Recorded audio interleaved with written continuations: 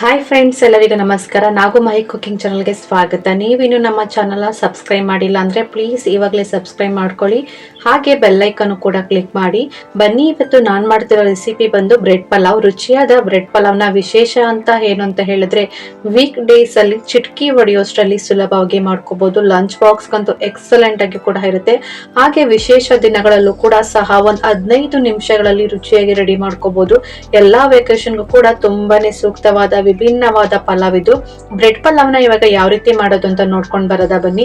ನಾನಿಲ್ಲಿ ಈ ಪಲಾವ್ ಮಾಡೋಕ್ಕೂ ಮುಂಚೆನೆ ನಾನಿಲ್ಲಿ ಒಂದು 3 ಲೋಟ ಆಗೋಷ್ಟು ನಾನು ಅಕ್ಕಿನ ತಗೊಂಡಿದ್ದೀನಿ. ಅಂದ್ರೆ ನಾವು ನಾರ್ಮಲ್ ಆಗಿ ರೈಸ್ ಎಲ್ಲ ಯಾವ ರೀತಿ ಮಾಡ್ತೀವೋ ಆ ರೈಸ್ ಅನ್ನ ತಗೊಂಡು ಇದನ್ನ ಏನಿಲ್ಲ ಅಂದ್ರೂ ಒಂದ್ 2 ರಿಂದ 3 ಬಾರಿ ನೀಟಾಗಿ ವಾಶ್ ಮಾಡ್ಕೊಂಡು ಆ ನೀರನ್ನೆಲ್ಲ ಸೋದಿಸ್ಕೊಂಡು ಮತ್ತೆ ಹೊಸದಾಗಿ ನೀರನ್ನ ಹಾಕೊಂಡು ಏನಿಲ್ಲ ಅಂದ್ರೂ ಒಂದ್ 10 ರಿಂದ 15 ನಿಮಿಷ ಈ ಅಕ್ಕಿನ ನೆನೆಸ್ಕೋಬೇಕಾಗತ್ತೆ. ಬ್ರೆಡ್ ಪಲಾವು ಈ ರೀತಿ ಅಕ್ಕಿ ನೆನೆಸಿ ಮಾಡಿದ್ರೆ ಟೇಸ್ಟ್ ಅಂತೂ ಸಖತ್ತಾಗಿ ಕೂಡ ಇರುತ್ತೆ. ನೋಡಿ, ಇದು ನೆನೆಯೋಷ್ಟರಲ್ಲಿ ನಾವು ಮಸಾಲೆನ ರೆಡಿ ಮಾಡ್ಕೊಳ್ಳೋಣ. ಗ್ಯಾಸ್ ಆನ್ ಮಾಡಿ ಒಂದು ಕುಕ್ಕರ್ ನ ಬಿಸಿ ಮಾಡಕ್ಕೆ ಇಟ್ಟು ಕುಕ್ಕರ್ ಬಿಸಿಯಾಗಿದ ನಂತರ ಒಂದ್ 2 ರಿಂದ 3 ಟೇಬಲ್ ಸ್ಪೂನ್ ಆಗೋಷ್ಟು ಎಣ್ಣೆ ಹಾಕೊಂಡಿದ್ದೀನಿ. ಎಣ್ಣೆ ಸ್ವಲ್ಪ ಲೈಟ್ ಆಗಿ ಬಿಸಿ ಆದ್ಮೇಲೆ 2 ಪಲಾವ್ ಎಲೆ, 1 ಟೇಬಲ್ ಸ್ಪೂನ್ ಆಗೋಷ್ಟು ಸೋಂಪು, ಹಾಗೆ 2 ರಿಂದ 3 ಲವಂಗ ತಗೊಂಡಿದ್ದೀನಿ, ಒಂದ್ ಅರ್ಧ ಇಂಚ್ ಆಗೋಷ್ಟು ಚಕ್ಕೆ, 2 ಏಲಕ್ಕಿ ತಗೊಂಡಿದ್ದೀನಿ, ಜಾಪತ್ರೆ ಮತ್ತೆ ಮರಾಠಿ ಮೊಗ್ಗು, ಹಾಗೆ ಸ್ಟಾರ್ ಹೂವ ಮತ್ತೆ ಕಲ್ಲು ಹೂವ ಎಲ್ಲನೂ ಕೂಡ ಹಾಕೊಂಡು ಎಣ್ಣೆಯಲ್ಲಿ ಸ್ವಲ್ಪ ಚೆನ್ನಾಗಿ ಫ್ರೈ ಮಾಡ್ಕೋಬೇಕಾಗತ್ತೆ. ಈ ಡ್ರೈ ಮಸಾಲೆ ಎಲ್ಲ ನಾವು ಎಣ್ಣೆಯಲ್ಲಿ ಚೆನ್ನಾಗಿ ಫ್ರೈ ಮಾಡ್ಕೊಂಡಂತಷ್ಟು ಟೇಸ್ಟ್ ಕೂಡ ಚೆನ್ನಾಗಿ ಕೂಡ ಬರುತ್ತೆ. ನೋಡಿ, ಇಷ್ಟು ಫ್ರೈ ಆದ್ರೆ ಸಾಕು. ಇವಾಗ 2 ಮೀಡಿಯಂ ಸೈಜ್ ಈರುಳ್ಳಿನ ಈ ತರ ಉದ್ದುದ್ದವಾಗಿ ಸ್ಲೈಸ್ ಆಗಿ ಕಟ್ ಮಾಡಿ ಹಾಕೊಳ್ತಾ ಇದೀನಿ. ಈ ತರ ಹಾಕಿ ಚೆನ್ನಾಗಿ ಫ್ರೈ ಮಾಡ್ಕೋಬೇಕಾಗತ್ತೆ. ಎಣ್ಣೆಲಿ ಈರುಳ್ಳಿ ಸ್ವಲ್ಪ ಕಲರ್ ಚೇಂಜ್ ಆಗ್ಬೇಕು, ಸ್ವಲ್ಪ ಕಂದು ಬಣ್ಣ ಬರಬೇಕು, ಅಲ್ಲಿ ತನಕ ಈ ತರ ಫ್ರೈ ಮಾಡ್ಕೊಳ್ಳೋಣ. ನೋಡಿ, ಇಷ್ಟು ಫ್ರೈ ಆದ್ರೆ ಸಾಕು. ನೆಕ್ಸ್ಟ್ ಇವಾಗ ನಾನು 2 ಟೇಬಲ್ ಸ್ಪೂನ್ ಆಗೋಷ್ಟು ಶುಂಠಿ ಬೆಳ್ಳುಳ್ಳಿ ಪೇಸ್ಟ್ ಅನ್ನ ಹಾಕೊಳ್ತಾ ಇದೀನಿ. ಪೇಸ್ಟ್ ಇದ್ರೆ ಹಾಕೊಳ್ಳಿ, ಇಲ್ಲಾಂದ್ರೆ ಶುಂಠಿ ಮತ್ತೆ ಬೆಳ್ಳುಳ್ಳಿನ ಸ್ವಲ್ಪ ಕ್ರಶ್ ಮಾಡ್ಬಿಟ್ಟು ಹಾಕೊಳ್ಳಿ ಅಷ್ಟೇನೆ. ಇದನ್ನ ಎಣ್ಣೆಲ್ಲೂ ಕೂಡ ಸ್ವಲ್ಪ ಹಸಿ ಸ್ಮೆಲ್ ಎಲ್ಲ ಹೋಗ್ಬೇಕು. ಆ ರೀತಿ ಶುಂಠಿ ಮತ್ತೆ ಬೆಳ್ಳುಳ್ಳಿ ಪೇಸ್ಟ್ ಅನ್ನ ಕ್ಲೀನ್ ಆಗಿ ಫ್ರೈ ಮಾಡ್ಕೋಬೇಕಾಗತ್ತೆ. 2 ರಿಂದ 3 ನಿಮಿಷ ಈ ತರ ಫ್ರೈ ಮಾಡ್ಕೊಂಡಿದ ನಂತರ ನಾನಿಲ್ಲಿ 2 ಮೀಡಿಯಂ ಸೈಜ್ ಟೊಮೊಟೊನ ನೀಟಾಗಿ ಕಟ್ ಮಾಡ್ಕೊಂಡು ಆದಷ್ಟು ಚಿಕ್ಕದಾಗಿ ಕಟ್ ಮಾಡಿ ಹಾಕೊಳ್ತಾ ಇದೀನಿ. ಇದನ್ನು ಕೂಡ ಟೊಮೊಟೊ ಸ್ವಲ್ಪ ಸಾಫ್ಟ್ ಆಗ್ಬೇಕು, ಅಲ್ಲಿ ತನಕ ನೋಡಿ ಈ ರೀತಿ ಫ್ರೈ ಮಾಡ್ಕೋಬೇಕಾಗತ್ತೆ. ಇದನ್ನು ಕೂಡ ಏನಿಲ್ಲ ಅಂದ್ರೂ 2 ರಿಂದ 3 ನಿಮಿಷ ಫ್ರೈ ಮಾಡಕ್ಕೆ ಟೈಮ್ ತಗೊಳುತ್ತೆ. ಯಾಕೆಂದ್ರೆ ಟೊಮೊಟೊ ಸ್ವಲ್ಪ ಸಾಫ್ಟ್ ಆಗ್ಬೇಕಲ್ವಾ, ಅದಕ್ಕೋಸ್ಕರ ಈ ರೀತಿ ಫ್ರೈ ಮಾಡ್ಕೊಂಡಿದ ನಂತರ ನಾನಿಲ್ಲಿ 5 ರಿಂದ 6 ಹಸಿಮೆಣಸಿಕಾಯಿನ ಈ ತರ ಮಧ್ಯಕ್ಕೆ ಕಟ್ ಮಾಡಿ ಹಾಕೊಳ್ತಾ ಇದೀನಿ. ಈ ತರ ಹಸಿಮೆಣಸಿಕಾಯಿ ಹಾಕಿ ಮಾಡಿದ್ರೆ ಫ್ಲೇವರ್ ಕೂಡ ತುಂಬಾನೇ ಚೆನ್ನಾಗಿರುತ್ತೆ. ನಾವು ಖಾರನು ಕೂಡ ಹಾಕೊಳ್ತೀವಿ, ಹಸಿಮೆಣಸಿಕಾಯಿ ಫ್ಲೇವರಿಗೋಸ್ಕರ ಅಷ್ಟೇನೆ. ನೋಡಿ, ಹಸಿಮೆಣಸಿಕಾಯಿ ರೀತಿ ಎಣ್ಣೆಲಿ ಫ್ರೈ ಮಾಡ್ಕೊಂಡಿದ ನಂತರ ಸ್ವಲ್ಪ ತರಕಾರಿನ ಹಾಕೊಳ್ತಾ ಇದೀನಿ.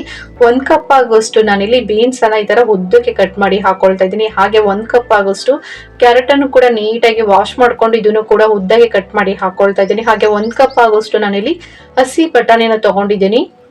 ಇದನ್ನು ಕೂಡ 1 ಕಪ್ ಅಷ್ಟು ಹಾಕೊಂಡು ಇದನ್ನೆಲ್ಲಾನು ಕೂಡ ಎಣ್ಣೆಲಿ ನೀಟಾಗಿ ಫ್ರೈ ಮಾಡ್ಕೋಬೇಕಾಗತ್ತೆ. ತರಕಾರಿನ ಈ ರೀತಿ ಎಣ್ಣೆಲಿ ಫ್ರೈ ಮಾಡ್ಕೊಂಡ್ರೆ ಬೇಗ ಕೂಡ ತರಕಾರಿ ಎಲ್ಲ ಬೆಂದ್ಬಿಡುತ್ತೆ. ಅದಕ್ಕೋಸ್ಕರ ಎಣ್ಣೆಲಿ ಏನಿಲ್ಲ ಅಂದ್ರೂ 3 ರಿಂದ 4 ನಿಮಿಷ ಈ ತರಕಾರಿ ಎಲ್ಲಾನು ಕೂಡ ಕ್ಲೀನ್ ಆಗಿ ರೀತಿ ಫ್ರೈ ಮಾಡ್ಕೋಬೇಕಾಗುತ್ತೆ. ನೋಡಿ, ಇವಾಗ ಇಷ್ಟು ಫ್ರೈ ಆದ್ರೆ ಸಾಕು. ಇವಾಗ ಗ್ಯಾಸ್ ಅನ್ನ ಕಡಿಮೆ ಉರಿಯಲ್ಲಿ ಇಟ್ಕೊಂಡು ನಾನು ಇವಾಗ ಸ್ಪೈಸಸ್ ಅನ್ನ ಹಾಕೊಳ್ತಾ ಇದೀನಿ. ನಿಮ್ಗೆ ಖಾರಕ್ಕೆ ಎಷ್ಟು ಬೇಕು ಅಷ್ಟು ನೋಡ್ಕೊಂಡು ಹಾಕೊಳ್ಳಿ. ನಾನಿಲ್ಲಿ 1 ಟೇಬಲ್ ಸ್ಪೂನ್ ಆಗೋಷ್ಟು ಚಿಲ್ಲಿ ಪೌಡರ್ ನ ಹಾಕೊಳ್ತಾ ಇದೀನಿ, ಅಂದ್ರೆ ಅಚ್ಕಾರದ ಪುಡಿ. ಹಾಗೆ ಒಂದ್ ಅರ್ಧ ಟೇಬಲ್ ಸ್ಪೂನ್ ಆಗೋಷ್ಟು ನಾನು ಗರಂ ಮಸಾಲಾನ ಹಾಕೊಳ್ತಾ ಇದೀನಿ. ಹಾಗೇನೆ ಒಂದ್ ಅರ್ಧ ಟೇಬಲ್ ಸ್ಪೂನ್ ಆಗೋಷ್ಟು ಧನಿಯಾ ಪುಡಿನ ಹಾಕೊಳ್ತಾ ಇದೀನಿ. ಯಾಕೆಂತ ಹೇಳಿದ್ರೆ ನಾವು ಅವಾಗಲೇ ಹಸಿಮೆಣಸಿಕಾಯಿನೂ ಕೂಡ ಹಾಕೊಂಡಿದೀವಿ. 5 ರಿಂದ 6 ಖಾರಕ್ಕೆ ಎಷ್ಟು ಬೇಕು ನೋಡಿ ಅಷ್ಟನ್ನು ನಾನು ಇಲ್ಲಿ ಚಿಲ್ಲಿ ಪೌಡರ್ ನ ಹಾಕೊಳ್ತಾ ಇದೀನಿ. ನನಗೆ ಇಲ್ಲಿ ಕ್ವಾಂಟಿಟಿಗೆ 1 ಟೇಬಲ್ ಸ್ಪೂನ್ ಆಗೋಷ್ಟು ಚಿಲ್ಲಿ ಪೌಡರ್ ಸಾಕಾಗುತ್ತೆ.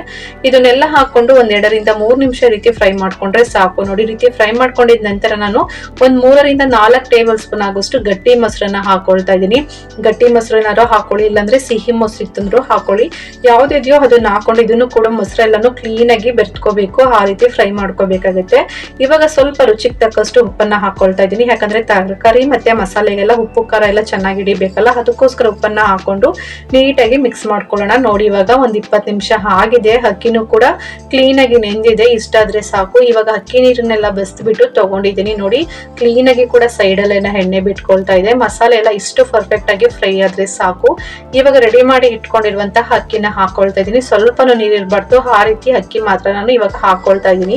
ಅಕ್ಕಿ ಎಲ್ಲ ಹಾಕೊಂಡಿದ ನಂತರ ಮಸಾಲೆ ಮತ್ತೆ ಅಕ್ಕಿ ಎರಡೂ ಕೂಡ ಕ್ಲೀನ್ ಆಗಿ ಆ ಮಸಾಲೆ ಎಲ್ಲ ಹಿಡಿಬೇಕು, ಆ ರೀತಿ ಫ್ರೈ ಮಾಡ್ಕೋಬೇಕಾಗುತ್ತೆ ನೋಡಿ. ಇಷ್ಟು ಫ್ರೈ ಆದ್ರೆ ಸಾಕು. ಇವಾಗ ನೀರನ್ನ ಹಾಕೊಳ್ತಾ ಇದ್ದೀನಿ. ನಾನಿಲ್ಲಿ ಅಕ್ಕಿನ ಯಾವ ಅಳತೆಯಲ್ಲಿ ತಗೊಂಡಿದ್ದೀನೋ ಅದೇ ಅಳತೆಯಲ್ಲಿ ನಾನು ನೀರನ್ನ ಹಾಕೊಂಡಿದ್ದೀನಿ. ಅಂದ್ರೆ ನಾನು ಮುಕ್ಕಾಲ್ ಪಾತ್ರೆಯಷ್ಟು ನಾನು ಅಕ್ಕಿ ತಗೊಂಡಿದ್ದೀನಲ್ವಾ, ಆ ಮುಕ್ಕಾಲ್ ಪಾತ್ರೆಯಷ್ಟು ನೀರನ್ನ ಹಾಕೊಳ್ತಾ ಇದೀನಿ. ತುಂಬಾನೇ ಪರ್ಫೆಕ್ಟ್ ಆಗಿ ಕೂಡ ಹಿಡಿಯುತ್ತೆ. ಯಾಕೆ ಅಂತ ಹೇಳಿದ್ರೆ ಟೊಮೊಟೊ ಮತ್ತೆ ಮೊಸರು ಎಲ್ಲ ಹಾಕಿರ್ತೀವಲ್ಲ, ಸ್ವಲ್ಪ ನೀರು ಕೂಡ ಜಾಸ್ತಿನೇ ಇರುತ್ತೆ. ಅದಕ್ಕೋಸ್ಕರ ನಾನು ಸ್ವಲ್ಪ ನೀರನ್ನ ಕಡಿಮೆ ಹಾಕೊಂಡಿದ್ದೀನಿ ಅಷ್ಟೇ. ಇವಾಗ ನೀಟಾಗಿ ಒಂದ್ಸಲಿ ಮಿಕ್ಸ್ ಮಾಡ್ಕೊಂಡಿದ ನಂತರ ಲಾಸ್ಟ್ ಅಲ್ಲಿ ನಾನು ಅರ್ಧ ಹಿಡಿಯಾಗೋಷ್ಟು ಪುದೀನ ಸೊಪ್ಪು ಹಾಗೆ ಒಂದು ಅರ್ಧ ಹಿಡಿಯಾಗೋಷ್ಟು ಕೊತ್ತಂಬರಿ ಸೊಪ್ಪನ್ನ ನೀಟಾಗಿ ವಾಶ್ ಮಾಡ್ಕೊಂಡು ಇದನ್ನು ಕೂಡ ಆದಷ್ಟು ಚಿಕ್ಕದಾಗಿ ಕಟ್ ಮಾಡಿ ಹಾಕೊಳ್ತಾ ಇದ್ದೀನಿ. ಕೊತ್ತಂಬರಿ ಸೊಪ್ಪು ಮತ್ತೆ ಪುದೀನ ಸೊಪ್ಪು ಹಾಕೊಂಡಿದ ನಂತರ ಒಂದೆರಡರಿಂದ 2 ನಿಮಿಷ ಹೈ ಫ್ಲೇಮ್ ಅಲ್ಲಿ ಇಟ್ಟು ಕುದಿಸ್ಕೋಬೇಕಾಗುತ್ತೆ. ಒಂದ್ಸಲ ನೀಟಾಗಿ ಮಿಕ್ಸ್ ಮಾಡ್ಕೊಂಡು ಉಪ್ಪು ಖಾರ ಏನಾದ್ರು ಚೆಕ್ ಮಾಡ್ಕೊಳ್ಳಿ. ಈ ಟೈಮಲ್ಲಿ ಬೇಕಂತ ಹೇಳಿದ್ರೆ ನಿಮ್ ಕಡಿಮೆ ಏನಾದ್ರು ಆಯ್ತು ಅಂದ್ರೆ ಹಾಕೋಬಹುದು. ನನಗೇನು ತುಂಬಾನೇ ಪರ್ಫೆಕ್ಟ್ ಆಗಿದೆ ನೋಡಿ. ಈ ತರ ನೀಟಾಗಿ ಒಂದ್ಸಲ ಮಿಕ್ಸ್ ಮಾಡಿದ ನಂತರ ಕುಕ್ಕರ್ ಮುಚ್ಚಳನ ಮುಚ್ಚಿ ಇದನ್ನ 1 ವಿಸಿಲ್ ಕೂಗಿಸ್ಕೊಳ್ಳೋಣ. ಇದು ವಿಸಿಲ್ ಬರೋಷ್ಟರಲ್ಲಿ ನಾವು ಇವಾಗ ಬ್ರೆಡ್ ಅನ್ನ ಫ್ರೈ ಮಾಡ್ಕೋಬೇಕಾಗುತ್ತೆ. ನಾನಿಲ್ಲಿ 3 ಬ್ರೆಡ್ ಅನ್ನ ತಗೊಂಡು ಈ ರೀತಿ ಚಿಕ್ಕದಾಗಿ ಕಟ್ ಮಾಡಿ ಇಟ್ಕೊಂಡಿದೀನಿ. ಈ ರೀತಿ ಚಿಕ್ಕದಾಗಿ ಕಟ್ ಮಾಡಿ ಹಾಕೊಂಡ್ರೆ ಕೂಡ ತುಂಬಾನೇ ಚೆನ್ನಾಗಿ ಕೂಡ ಫ್ರೈ ಆಗುತ್ತೆ. ಆ ಬ್ರೆಡ್ ಪಲಾವ್ ತಿನ್ಬೇಕಾದ್ರೆ ಬ್ರೆಡ್ ಎಲ್ಲ ಕ್ರಂಚಿಯಾಗಿ ಕೂಡ ಇರುತ್ತೆ ನೋಡಿ. ಇವಾಗ ಈ ಕಟ್ ಮಾಡ್ಕೊಂಡಿದ ನಂತರ ಗ್ಯಾಸ್ ಆನ್ ಮಾಡಿ ಕಡಾಯಿನ ಬಿಸಿ ಮಾಡಕ್ಕೆ ಇಟ್ಕೊಂಡಿದೀನಿ. ಕಡಾಯಿ ಬಿಸಿಯಾಗಿದ ನಂತರ ಎಣ್ಣೆನ ಹಾಕೊಳ್ತಾ ಇದ್ದೀನಿ. ಎಣ್ಣೆನ ಹೈ ಫ್ಲೇಮ್ ಅಲ್ಲಿ ಇಟ್ಟು ಕ್ಲೀನ್ ಆಗಿ ಚೆನ್ನಾಗಿ ಕಾಯಿಸ್ಕೊಳ್ಳೋಣ. ನೋಡಿ ಇವಾಗ ಎಣ್ಣೆನು ಕೂಡ ಚೆನ್ನಾಗಿ ಕಾದಿದೆ. ಇವಾಗ ಗ್ಯಾಸ್ ಅನ್ನ ಕಡಿಮೆ ಉರಿಯಲ್ಲಿ ಇಟ್ಕೊಂಡು ಕಟ್ ಮಾಡಿ ಇಟ್ಕೊಂಡಿರುವಂತಹ ಬ್ರೆಡ್ ಅನ್ನ ಹಾಕೊಂಡು ಸ್ವಲ್ಪ 2 ಕಡೆ ಗೋಲ್ಡನ್ ಕಲರ್ ಬರಬೇಕು, ಆ ರೀತಿ ಇದನ್ನ ಫ್ರೈ ಮಾಡ್ಕೋಬೇಕಾಗುತ್ತೆ. ಕ್ರಂಚಿಯಾಗಿ ಕೂಡ ಇದ್ರೆ ತಿನ್ನಕ್ಕೂ ಕೂಡ ಸಖತ್ತಾಗಿ ಕೂಡ ಇರುತ್ತೆ ನೋಡಿ. ಈ ರೀತಿ 2 ಸೈಡು ಸ್ವಲ್ಪ ಗೋಲ್ಡನ್ ಕಲರ್ ಗಂಟ ಬಂದಿದ ನಂತರ ಇವಾಗ ಗ್ಯಾಸ್ ಅನ್ನ ಆಫ್ ಮಾಡ್ಕೊಂಡು ಇವಾಗ ಬ್ರೆಡ್ ಅನ್ನ ಒಂದು ಪ್ಲೇಟ್ಗೆ ಸಪರೇಟ್ ಮಾಡಿ ಇಟ್ಕೊಳ್ತಾ ಇದ್ದೀನಿ. ಬ್ರೆಡ್ ನಿಮ್ಗೆ ತಿನ್ಬೇಕಾದ್ರೆ ಕ್ರಂಚಿಯಾಗಿ ಬೇಕಾ, ಸಾಫ್ಟ್ ಆಗಿ ಬೇಕಾ, ಯಾವ ರೀತಿ ಬೇಕು ನಿಮ್ಗೆ ಇಷ್ಟ ಆಗುತ್ತೆ ಆ ರೀತಿ ಫ್ರೈ ಮಾಡ್ಕೊಳ್ಳಿ. ನಾನಿಲ್ಲಿ ಸ್ವಲ್ಪ ಕ್ರಂಚಿಯಾಗಿ ಬೇಕು, ಅದಕ್ಕೋಸ್ಕರ ನಾನಿಲ್ಲಿ ಸ್ವಲ್ಪ ಕಲರ್ ಚೇಂಜ್ ಆಗಂಟ ಫ್ರೈ ಮಾಡ್ಕೊಂಡು ಒಂದು ಬೌಲ್ಗೆ ಸಪರೇಟ್ ಮಾಡಿ ಇಟ್ಕೊಂಡಿದ್ದೀನಿ ನೋಡಿ. ಇವಾಗ ಕುಕ್ಕರು ವಿಸಿಲ್ ಕೂಡ ಹೋಗಿದೆ, ಕ್ಲೀನ್ ಆಗಿ ತಣ್ಣಗೂ ಕೂಡ ಆಗಿದೆ. ಇವಾಗ ಕುಕ್ಕರ್ ಮುಚ್ಚಳನ ತೆಗೆದು ತೋರಿಸ್ತಾ ಇದ್ದೀನಿ ನೋಡಿ, ಎಷ್ಟು ಪರ್ಫೆಕ್ಟ್ ಆಗಿ ಪಲಾವು ರೆಡಿ ಆಗಿದೆ.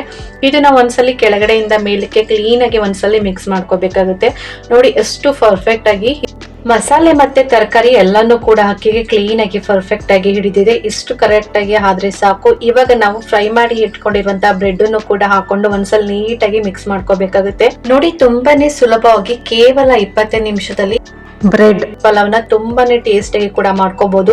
ಲಂಚ್ ಬಾಕ್ಸ್ ಗಾಗ್ಲಿ, ಡಿನ್ನರ್ಗಾಗ್ಲಿ ಅಥವಾ ಫಂಕ್ಷನ್ ಮಾಡಿದ್ರೆ ಈ ರೀತಿ ಬ್ರೆಡ್ ಪಲಾವ್ನ ಮಾಡಿ ನೋಡಿ. ಟೇಸ್ಟ್ ಅಂತೂ ತುಂಬಾನೇ ಸಖತ್ತಾಗಿ ಕೂಡ ಇರುತ್ತೆ. ಇದಕ್ಕೆ ಕಾಂಬಿನೇಷನ್ ಆಗಿ ನಾನಿಲ್ಲಿ ಮೊಸರು ಬಜ್ಜಿನ ಸರ್ವ್ ಮಾಡಿ ತೋರಿಸ್ತಾ ಇದ್ದೀನಿ. ಟೇಸ್ಟ್ ಅಂತೂ ಸೂಪರ್ ಆಗಿ ಕೂಡ ಇರುತ್ತೆ. ನಾನು ಹೇಳ್ಕೊಟ್ಟ ವಿಧಾನದಲ್ಲಿ ನೀವು ಕೂಡ ಒಮ್ಮೆ ಟ್ರೈ ಮಾಡಿ ನೋಡಿ. ಎಲ್ಲರೂ ತುಂಬಾನೇ ಇಷ್ಟಪಟ್ಟು ತಿಂದು ಖಾಲಿ ಮಾಡ್ತಾರೆ ಈ ಬ್ರೆಡ್ ಪಲಾವ್ನ. ಅಷ್ಟು ಕೂಡ ಟೇಸ್ಟ್ ಸಖತ್ತಾಗಿ ಕೂಡ ಇರುತ್ತೆ. ನಾನು ಹೇಳ್ಕೊಟ್ಟ ವಿಧಾನದಲ್ಲಿ ನೀವು ಕೂಡ ಟ್ರೈ ಮಾಡಿ ನೋಡಿ. ಯಾವ ರೀತಿ ಬಂತು ಅಂತ ಕಮೆಂಟ್ ಮೂಲಕ ತಿಳಿಸಿ.